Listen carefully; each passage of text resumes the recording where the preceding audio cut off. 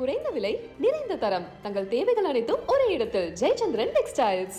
கதை, திரைக்கதை, வசனம், இயக்கம், பாடல்கள், நடிப்பு, அப்புறம் வந்து பின்னணி இசை, அப்புறம் ப்ரொடக்ஷன், மேனேஜர், ப்ரொடியூசர், இப்படி வரிசையாக போட்டு மற்றும் 63 கலைகளும் போட்டு ரொம்ப வருஷமாகவே நான் குரங்கு படலில் ஓட்டிகிட்டு இருந்தேன். ஏன்னா எனக்கு பார் கம்பியில் கால் போட்டாலே எட்டாது எனக்கு.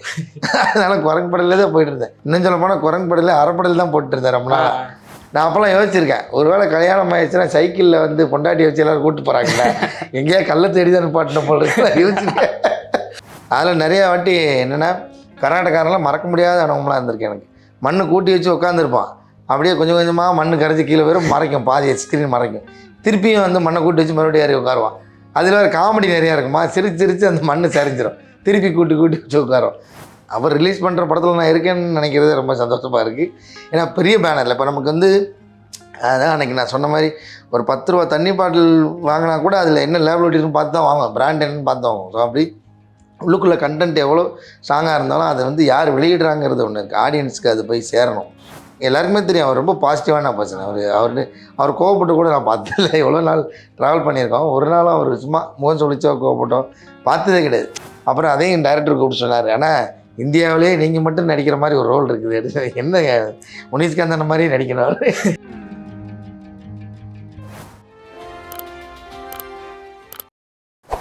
வாவ் தமிழா வியூவர்ஸ்க்கு வணக்கம். இன்னைக்கு நம்ம கூட காளி வெங்கட் சார் இருக்காரு, அவர் கூட நம்ம பேச போகிறோம். சார் வணக்கம்.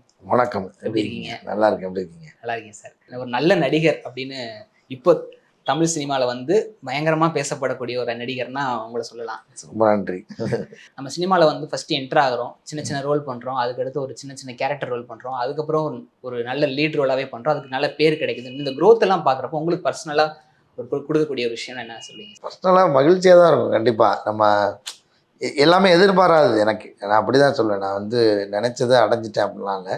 பட் இந்த ப்ரொஃபஷனல் மேலே பயங்கர லவ் இருக்குது, அது இப்பயும் இருக்குது. அதில் வந்து நம்ம என்னவா அப்புறம் என்ன லெவலில் இருக்க போகிறோன்றது நமக்கு தெரியாது. எல்லாருமே அந்த டெஸ்டினேஷன் என்னென்னு தெரியாமல் தான் எல்லாம் ஓடுவோம். அப்படி தான் நானும். அதில் இதெல்லாம் நடக்கும்போது எனக்கு சர்ப்ரைஸாக இருக்குது. எல்லாமே ஒவ்வொரு ஸ்டெப்புமே சர்ப்ரைஸாக தான் இருக்குது. அதனால் எதுவும் இன்னைக்கு வரைக்கும் சர்ப்ரைஸ் தான். ஓகே, ஃபஸ்ட்டு ஒரு ரெகக்னேஷன் இருக்குல்ல சார், சின்ன ரோல் பண்ணியும் கவனிக்கப்படாத ஒரு நடிகர் வந்து ஒரு நல்ல ரோல் பண்ணி பயங்கரமாக பாராட்டப்படக்கூடிய ஒரு மொமெண்ட் ஒன்று கிரியேட் ஆயிருக்குல்ல சார். நல்ல நம்ம பண்ணுறோம், நிறைய பேருக்கு நம்மளுக்கு தெரியுது அப்படின்னு ஒரு மொமெண்ட் கிரியேட் ஆனது எந்த படமா இருக்கு சார்? அது அதுக்கு முன்னாடி நிறைய படங்கள் இருக்குது. பட் ரொம்ப பட்டி தொட்டிலாம் ரீச் ஆனதுன்னு பார்த்தா மாறி அந்த ட்ரெயிலர் வந்ததுக்கப்புறம் நல்ல ஒரு பயங்கரமான ரீச் கிடைச்சது. இப்போ வரைக்குமே ஸ்டேட்டஸாகவும் போயிட்டு இருக்கு. ஆமாம் பாருங்க, அந்த வாய்ஸ் ஓவர். ஆமாம் பாருங்க, உங்களுக்கு வந்தது. அதுக்கு முன்னாடி முண்டாஸ் பட்டி தெகடி எல்லாமே ஹிட்டு படம், நல்ல இண்டஸ்ட்ரிக்குள்ளே நல்லா இருக்குது, வெளியிலையும் தெரியுது. எல்லாருக்கும் பட்டி தொட்டிலாம் சின்னவங்க பெரியவங்க எல்லாருக்குமே தெரிஞ்சது வந்து மாறிக்கு அப்புறம் அடுத்தடுத்து மெர்சல் அப்படின்னு நிறையா வந்துருச்சு. எங்களுக்கு வந்து பர்சனலாக வந்து ரொம்பவே கரெக்டான படம் முண்டாசு அப்படின்னு சொல்லலாம். ஓகே, ஆமாம். அதில் வந்து விடிஞ்சாலும் விடிஞ்சிரும். அது எப்படி சார் அந்த இடத்துல டைட்டில் வச்சாங்க அந்த படத்துக்குள்ள? டைரக்டர் தான். ஐயோ, அவர் பயங்கரமான குசும்பு இருக்கலாம். சாதாரணமாக அவரை பார்த்தா நீங்கள் நம்ப முடியாது. ரொம்ப அமைதியாக அவர் ரொம்ப பொலைட்டாக அப்படி இருக்கிறவர் தான். ஆனால் அவர் ரைட்டிங் வந்து பயங்கர அந்த ஹியூமர்னு வந்துட்டு அப்படி உள்ளே பூந்து விளையாடுவார். ஸோ அந்த இதில் வந்து இன்னும் அதில் டீட்டெயிலெலாம் இருக்காது. நீங்கள் அது சரியாக படிச்சிருக்க மாட்டீங்க. அந்த போஸ்டரில் எழுதியிருப்பார், கதை, திரைக்கதை, வசனம், இயக்கம், பாடல்கள், நடிப்பு, அப்புறம் வந்து பின்னணி இசை, அப்புறம் ப்ரொடக்ஷன், மேனேஜர், ப்ரொடியூசர், இப்படி வரிசையாக போட்டு மற்றும் 63 கலைகளும் போட்டு ஸோ அந்த அளவுக்கு லோலாய் முடிச்சு வருவார். ஏன்னா அந்த கேரக்டரை அப்படி தான் வடிவமைச்சிருப்பார். இல்லை முனிஷ்காந்த் அந்த டைரக்டரை பயங்கரமாக நம்பியிருக்காரு அப்படின்னு ஸ்டீவன் ஸ்பீல்குமார். அது மறக்க முடியாத அனுபவம். முண்டாஸ் பட்டி ஷூட்டிங்கே வந்து அது ஒரு ஷார்ட் ஃபில்மாக இருந்து அது வந்து ஒரு பெரிய படமானது எல்லாமே பெரிய மகிழ்ச்சி. அது நிறைய பேருக்கு ஒரு பெரிய கெரியர் ஓப்பன் பண்ணி விட்ட படம். எனக்கு முனிஷ்காந்துக்காக இருக்கட்டும், டைரக்டருக்காக இருக்கட்டும், எல்லாருக்குமே அது ஒரு நல்ல இது. ஆனால் அந்த படத்தில் வந்து ஒரு பாட்டு போயிட்டு இருக்கும், அந்த பாட்டுக்கு இடையில நீங்கள் டைலாக் சொல்லுவீங்க, அது வந்து பயங்கர தியேட்டரில் வந்து ஒரு கலாப்ஸ் கரகம் பிடிச்சிடும். டான்ஸை பார்த்து ஆயிரத்தங்கைக்கு செத்து போச்சு. இல்லை, அவர் வந்து அந்த ஊருன்றதுனால அவர் இயல்பாகவே எழுதும்போது அந்த ஆக்சென்ட்டோடு தான் எழுதிட்டார். இது பின்னாடி ஒரு சீனில் கனெக்ட் ஆகும். அந்த சீன் வந்து வேறு படத்துலேயே வரும். ஆனந்தராஜ் சார் துப்பாக்கி வச்சுருக்கும் போது அப்போ நான் சொல்லுவேன், அவர் தெரியல, அவர் தான் விடிஞ்சால் விடிஞ்ச படத்தில் நடித்த ஹீரோங்க. அது என்னடா படம் விடிஞ்சால் விடிஞ்சோம், ஏய் ஆமாடா அந்த படம் பார்த்தேன், நாய் ரத்தங்க செத்து போச்சு, உங்கள் நாய் ரத்தங்க செத்துருச்சா அப்படி. அது மாதிரி ஒரு அதுக்குள்ள கனெக்டிங் வரும். அது அவர் எழுதும்போது அவர் வட்டார வழக்கு அந்த ஊருன்றதுனால, திருப்பூருங்கிறனால அப்படி எழுதி தான் அது வந்தது. ஸோ உங்களுக்கு வந்து இப்போ சமீபத்தில் வரக்கூடிய படம்னா குரங்கு பெடல் அப்படின்ற படம் வந்து ட்ரெய்லர் ரிலீஸ் ஆயிடுச்சு. அதுல உங்க கேரக்டர் வந்து தனியாவே தெரியுதுன்னு சொல்லலாம். உங்களுக்கு சைக்கிள் ஓட்ட தெரியாது, அதனால எனக்கு நான் சைக்கிள் ஓட்ட தெரியுதுன்றதை வெளியே காட்டிக்க மாட்டேன் அப்படின்ற ஒரு கேரக்டராகவே இருக்கு. ஸோ அந்த கேரக்டர் எப்படி சார்? பொதுவாகவே எப்படின்னா, இப்போ ஒரு போலீஸ் கேரக்டர் நடிக்கணும்னு வச்சுக்கோங்களேன், நம்ம இதை பொறுத்தளவுக்கு வரிசையாக போலீஸ்க்கே கூப்பிடுவாங்க. சார் இந்த நம்ம படத்தில் போலீஸ் கேரக்டருக்கு ஒரு 10 நாள் வரும் அப்படிம்பாங்க. இது என்னன்னு தெரியாது. சார் நம்ம படத்தில் ஒரு அப்பா கேரக்டர் இருக்குது, ஒரு 5 நாள் தேவைப்படும். ஸோ இப்படி சொல்லலை டைரக்டர். ஏன்னா நானும் அப்பாவா இறுதி சுட்டிலே அப்பாவாக நடிச்சிருப்போம். அந்த ஏஜுக்கு இருக்கிறவங்களுக்கு அப்பா ஹீரோயினுக்கு அப்பாவாக நடித்தேன். அது அந்த டைமில் அந்த கேரக்டரு. அப்புறம் வந்து போய் அநீதியில் அப்பா நடிச்சிருக்கேன். இப்போ இதில் அப்பாவாக நடிச்சிருக்கேன். அப்போனா இந்த 3 அப்பாவுக்கும் உள்ள வித்தியாசம் நீங்கள் பார்த்துருப்பீங்க. அப்போது அந்த கதை வந்து அந்த கதாபாத்திரம் டிமாண்ட் பண்ணுது. ஸோ இப்படி ஒருத்தர் நடிக்கணும், இல்லை இந்த உருவத்தில் ஒருத்தர் நடிக்கணும், அதோட அந்த இயல்புத்தன்மைக்குள்ளே அது வரணும் அப்படின்னு டைரக்டர்கள் விரும்பி அப்படி வாய்ப்பு கொடுக்கறது தான் அது நடக்குதுன்னு நினைக்கிறேன். அதனால எனக்கு முதல்ல என்கிட்ட சொன்ன விதம் எனக்கு ரொம்ப பிடிச்சிருந்துச்சி. இல்லைனாலுமே எனக்கு இந்த அப்பான்னு சொன்னோன்னே ஃபஸ்ட்டு எடுத்தோன்னே நான் இந்த மாதிரி சொல்லுவாங்களே, சார் ஒரு 8 நாள் டேட் இருக்குமா, ஒரு அப்பா கேரக்டர் இருக்கு அப்படின்னா நான் ஃபஸ்ட்டு அடுத்த ஸ்டெப்புக்கே போகிறதுக்கு தயங்குவேன். சரி ஓகே, அவர் அப்புறமா கடைசி ஆப்ஷனாக வச்சுக்கலாம் அப்படின்ற மாதிரி ஆயிரும். அதெல்லாம் இல்லாமல் அணுகுமுறையாக இருக்குல்ல. இப்போ நம்ம வந்து ஒரு கதை ஒன்று இருக்குது, நம்ம வாங்க டிஸ்கஸ் பண்ண பேர் உங்கள்கிட்ட சொல்கிறேன், நீங்கள் கேளுங்க, அதில் ஒரு ரோல் பண்ணணும் அப்படின்னு சொல்லி கூப்பிட்டு சொன்னப்போ இந்த கேரக்டர் மேலே ஒரு அந்த கதையோட டைட்டிலில் இருக்குது. அப்புறம் வந்து அந்த கதையோட மெயின் அந்த கோர் ஐடியாக்குள்ளே இருக்குது. இப்படி எல்லாத்துக்குள்ளேயும் இந்த கேரக்டரோட கனெக்ஷன் இருக்குது. ஸோ இந்த கேரக்டரை எடுத்துட்டாலும் படம் பார்க்கலாம் அப்படின்னு இருந்தால் அந்த கேரக்டர் பண்ணி வச்சுட்டு, பட் எந்த ஒரு ஃப்ரேமில் கூட இந்த கேரக்டரோட அந்த அந்த அப்போ பங்களிப்பை எடுக்கவே முடியாதுன்ற ஒரு இதுக்குள்ளே இருக்குது, உள்ள கதைக்குள்ளே இருக்குது. ஒன்று இந்த ரீசன் ஒன்று. அப்புறம் வந்து இந்த கேரக்டரோட டிசைன் ரொம்ப பிடிச்சிருந்துச்சி. ஒரு கல்யாண வயசில் ஒரு பொண்ணு, 5ஆவது படிக்கிற பையன். ஸோ இந்த டிஃப்ரெண்ட் நம்ம ரொம்ப பெக்யூலராக ஊர்களில் நம்ம வந்து பார்த்துருக்கோம். இந்த மாதிரி நிஜமான ஃபேமிலி இருக்கும். ஸோ அது எல்லாமே அந்த ரைட்டிங்காகவே பயங்கரமாக அது நம்மளை உள்ளே கூப்பிட்டுச்சு. ஸோ அப்படி நடித்தது. அதனால் இந்த 19 இருக்கிற அப்பா அப்படின்னு பண்ணணும்னு நான் நினைக்கிறது இல்லை. இப்போ அநீதியுமே அதுக்கு ஒரு முக்கியத்துவம் இருந்துச்சு. ஸோ அந்த மாதிரி அந்த கதாபாத்திரம் தான். நீங்கள் வந்து யூனிஃபார்ம் போட்டால் எல்லாமே போலீஸ் தான். போலீஸ்லேயும் வித்தியாசம், அவன் தனித்தனியாக வேற ஒரு அவனுக்கு குணாதிசயம் இருக்குல்ல. ஸோ அந்த மாதிரி அந்த கேரக்டரைசேஷனோட சேர்ந்து வந்தால் நிச்சயமாக அதை தொடர்ந்து பண்ணுறது தப்பு இல்லை. இல்லைன்னா இந்த அப்பான்னு கூப்பிட்டால கொஞ்சம் பயமாக தான் இருக்கும். பட் இது அப்படி இல்லை. இது வந்து நீங்கள் ஒரு பாயிண்ட்டுக்கு மேலே அது மறந்துடும் உங்களுக்கு. அவனாக தெரியுங்க, அந்த கந்தசாமியா நடராஜா தெரிவிச்சா நீங்கள் பார்க்க ஆரம்பிச்சிருவீங்க. அது இதுலேயே இருக்குது, ரைட்டிங்லேயே இருக்குது. சார் அந்த டேரக்டர் வந்து உங்கள்கிட்ட ஒரு அப்பா கேரக்டர் அப்படின்னு சொல்கிறப்ப வந்து உங்களுக்கு தோணிருக்கு, நீங்கள் சொன்னீங்க முன்னாடியே நான் நிறைய அப்பா கேரக்டர் பண்ணேன், இருந்தாலும் இந்த அப்பா கேரக்டர் எடுக்கணுமான்னு தயக்கம் இருக்கும். ஆனால் உங்களுக்கு வந்து நம்ம வந்து இப்போ ஒரு லீட் ஆக்டர்ஸோட நடிச்சுட்டு இருக்கோம். நம்ம தான் இந்த படத்தில் வந்து இப்போ ஒன் ஆஃப் த ஸ்டார் வேல்யூனா நீங்கள் ஒரு ஆள் தான் சொல்ல முடியும் இந்த படத்துக்கு நீங்கள். ஸோ நம்ம தான் இந்த படத்தை லீட் பண்ணி கொண்டு போக போகிறோம் அப்படின்றப்ப நம்மளுக்கு ப்ரெஷர் வருமா அப்படின்லாம் யோசிச்சிங்களா சார்? இல்லை, எனக்கு அந்த ப்ரெஷரே இல்லை. என்ன இது வேணா ஒரு ஃபில்ம் மேக்கிங்காகவே இது ரொம்ப வித்தியாசமாக இருந்துச்சு. நீங்கள் ஷூட்டிங் ஸ்பாட்டே ஒரு டிஃப்ரெண்ட்டாக தான் இருக்கும். அந்த பரபரப்பு, ஒரு ப்ரெஷர் இருக்காது. ரொம்ப ரொம்ப ஃப்ரீடமாக உங்களுக்கு எல்லா லிபர்ட்டியும் இருக்காது. அதுக்குள்ளே எல்லா ஏரியாக்குள்ளேயும் நீங்கள் டைம் எடுத்துக்கலாம், நிதானமாக உங்களுக்கு டிஸ்கஸ் பண்ணிக்கலாம். இப்படி எல்லாமே வகையான ஸ்பேஸும் இருந்தது. அதனால் வந்து இது வந்து நம்ம அப்படி ப்ரெஷராக நமக்கு தோணவே இல்லை. இன்னொன்று நம்ம அந்த ரோலை தான் நடிக்க போகிறோம். இதுக்கு ஒரு ஓப்பனிங் சாங் ஒரு 10 பேர் அடித்து துவம்சம் பண்ண போகிறோம், அதெல்லாம் எதுவுமே கிடையாது. ஏன்னா அதுக்கு வேறு மெட்டீரியலாக இருக்காங்க, நம்ம அதை பண்ண வேண்டியதில்லை. இந்த கேரக்டர் நம்ம பண்ணோம்னா அதுக்குள்ளே போய் சேர்ந்துடும் அப்படின்றது தான். மற்றபடி எனக்கு வேறு இது ப்ரெஷரால எனக்கு தோணவே இல்லை. இந்த குரங்கு பெடல் அப்படின்றப்ப உங்களுக்கு நீங்கள் சின்ன வயசில் குரங்கு பெடல் பண்ணி ஆமாம் சார். ஆமாம், நான்லாம் வந்து சின்ன வயசுலன்னா ரொம்ப வருஷமாகவே நான் குரங்கு பெடலில் ஓட்டிகிட்டு இருந்தேன். ஏன்னா எனக்கு பார் கம்பியில் கால் போட்டாலே எட்டாது எனக்கு. அதனால் குரங்கு பெடலே தான் போயிட்டு இருந்தேன். இன்னும் சொல்ல போனால் குரங்கு படலில் அரைப்படல் தான் போட்டுருந்தேன் ரொம்ப நாள். அரைப்படல் போட்டு குரங்கு படலில் முழு படல் போடுறதுக்கே ஒரு பெரிய சாதனை ஆயிடுச்சு எனக்குலாம். ஆமாம், அதுக்கப்புறம் வந்து என்ன பண்ணேன், கம்பியில் உட்காந்து அந்த பார் கம்பியில் உட்காந்து கால் வச்சு அதுக்கு என்ன பண்ணேன், ஏதோ ஒரு கல் தேடுவேன். அந்த கல் மேலே ஏறி நின்ட்டால் தான் கம்பி மேலே கால் வைக்க முடியும். ஃபஸ்ட்டு கம்பியில் வச்சு அரை வட்டம் போட்டு அப்போ தான் சைக்கிளை நேராக பார்க்குறேன். அதுக்கு மேலே சைக்கிளை சைடில் இருந்து தான் பார்த்துருக்கோம். இப்படியே தான் ஓட்டுவோம், ஒரு சைடு சாய்ச்சிட்டு தான் ஓட்டுவோம். அதில் பெண்டு கண்ணெலாம் அடிக்கிறது, அதில் லோடெல்லாம் வச்சு அடிப்போம் நாங்கள். பின்னாடி வாழை எலிலாம் கட்டிட்டு அந்த மாதிரிலாம் ட்ரை பண்ணியிருக்கோம். அந்த கம்பியில் ஓட்டும் போதில் அடுத்து திரும்ப இறங்க முடியாது. அது ஒரு பிரச்சனை இருக்கு. ஆமா ரொம்ப காலியான இடமா இருந்துச்சுன்னா பெடலில் மிதிச்செல்லாம் இறங்க முடியாது. அந்த பெடலோட ஜாயிண்ட் இருக்குல்ல, அதில் ஒரு கட்டை விரலை வச்சுட்டு அப்படி ஜம்ப் பண்ணி குதிச்சா இறங்கணும். அப்படி இல்லைன்னா என்ன பண்ணால் ஏதோ ஒரு கல்லை தேடுவோம். எங்கே ஒரு மேடு கல்லை தேடி அதில் போய் தான் நிற்க முடியும். நான் அப்போல்லாம் யோசிச்சிருக்கேன், ஒருவேளை கல்யாணம் ஆயிடுச்சுன்னா சைக்கிளில் வந்து பொண்டாட்டி வச்சு எல்லாரும் கூப்பிட்டு போகிறாங்கல்ல, எங்கேயா கல்லை தேடி தான் நிப்பாட்டின போல இருக்கு யோசிச்சிருக்கேன். அந்த மாதிரிலாம் பயந்தது உண்டு.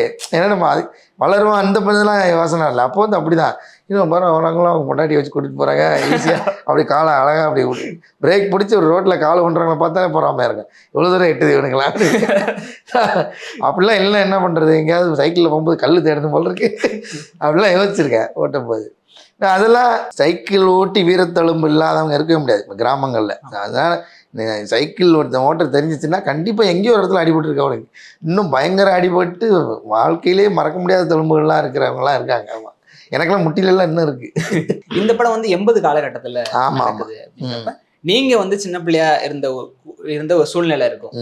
அப்ப இருக்கக்கூடிய ஒரு லேண்ட்ஸ்கேப்புக்கு இப்போ நீங்க வந்து விவரம் தெரிஞ்சு போய் ஒரு நடிக்கக்கூடிய ஒரு சுச்சுவேஷன் கிரியேட் ஆகுது. இப்ப இருக்க பசங்க வந்து அதுல நடிக்கிறாங்க.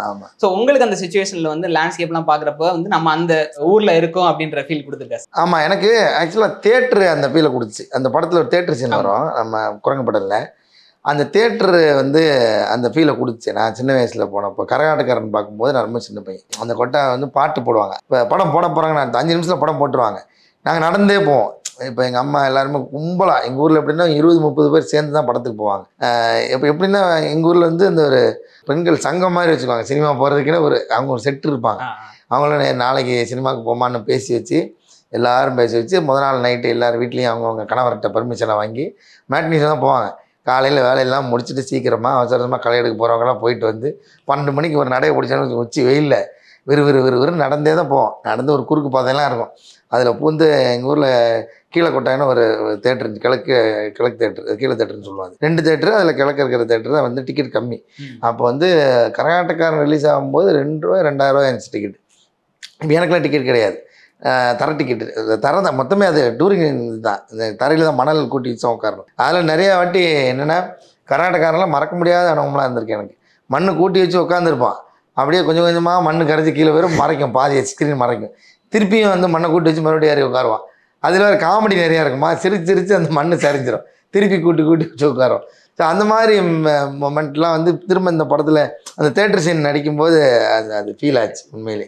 இந்த படம் வந்து எஸ்கே ப்ரொடக்ஷன் வந்து ரிலீஸ் பண்ணுறாங்க. ஆமாம், நீங்க சிவகார்த்திகேயன் சாரோட நடிச்சிருக்கீங்க. ஆமா, அவரோட நீங்க நடிச்ச படத்தை வந்து அவர் ரிலீஸ் பண்றாரு அப்படின்ற ஒரு கட்டத்துக்கு வந்திருக்கீங்கன்றப்ப எப்படி இருக்கு? அவர் ரிலீஸ் பண்ற படத்துல நான் இருக்கேன்னு நினைக்கிறது ரொம்ப சந்தோஷமா இருக்கு.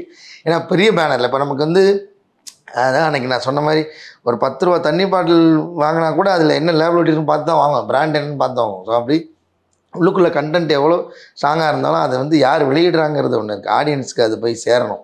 ஏன்னா இந்த மாதிரியான கதைகள் எடுத்து நிறைய படங்கள் வந்து வெளியில் தெரியாமல் போகிறதுக்கான வாய்ப்புகள் நிறையா அது மாதிரி ஆயிடுது. அதுக்கப்புறம் இந்த படத்தை நான் தேட்டரில் மிஸ் பண்ணிட்டேன்லாம் பேசிலாம் நம்ம கேட்டிருக்கோம். ஸோ இதெல்லாம் இந்த படத்தில் நடந்துடக்கூடாதுன்னு ஒரு பயம் இருந்துச்சு.